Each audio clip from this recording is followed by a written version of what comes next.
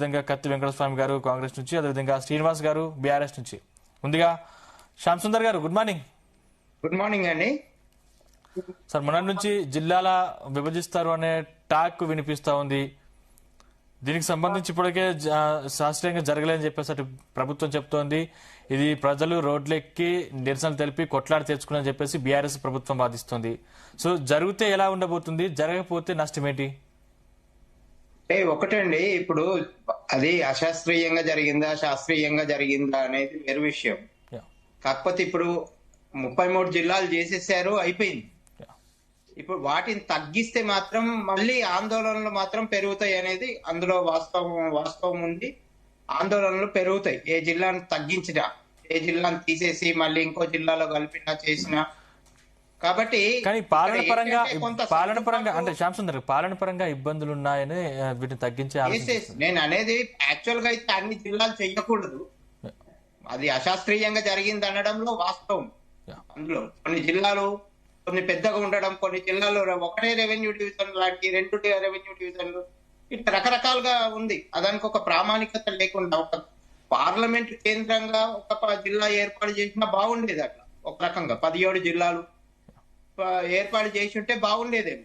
కానీ అట్లా కాకుండా ఇష్ట రీతిని జరిగింది. అది అప్పుడే అనుకున్నాం అందరం కూడా, ఇన్ని జిల్లాలు ఏంటి అసలు, ఇంత చిన్న రాష్ట్రానికి ఇంతమంది కలెక్టర్లు కావాలా, ఇంతమంది పాలనా సిబ్బంది కావాలా, ఇదంతా ఎట్లయితుందంటే చాలా అవ్యవస్థితంగా ఉంది. కాకపోతే దాన్ని ఏంటంటే ఇప్పుడు ఏ రకంగా చేయాలా, ఏ రకంగా చేస్తే బాగుంటుంది అనేది ఒక శాస్త్రీయబద్ధంగా ఇప్పటికైనా ఆలోచించాలి. అప్పుడు జరగలేదు, అందులో డౌట్ అక్కర్లేదు. ఇష్ట రీతిన జిల్లాల విభజన జరిగింది. అది అన్ని జిల్లాలు ఉండకూడదు, అన్ని జిల్లాలు జరిగిపోయినాయి, అది జరిగింది. కాబట్టి ఏ జిల్లాల్ని ఎటు కలిపితే ఏమవుతుంది అనేది కూడా ఆలోచించాల్సినటువంటి అవసరం ఉంది. ఇది ప్రజల్లోపట అశాంతిని రేకెత్తించకుండా ఉండాలి.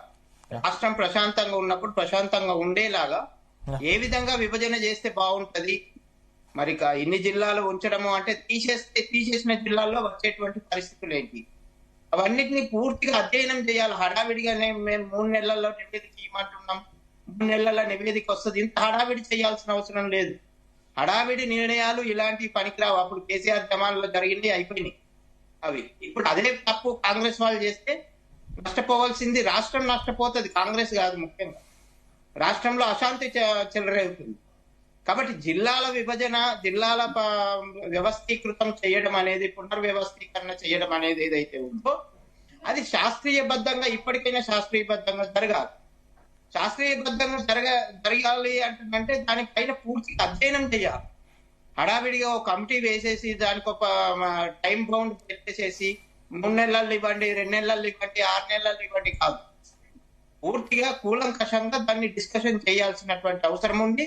ఈ డిస్కషన్ లో అన్ని విషయాలు, అన్ని జిల్లాల ప్రజల్ని, ఆయా జిల్లాల ప్రజల్ని అభిప్రాయాలు తెలుసుకోవాలి, మేధావుల అభిప్రాయాలు తెలుసుకోవాలి, అన్ని రకాలుగా ఆలోచించి తీసుకోవాలి.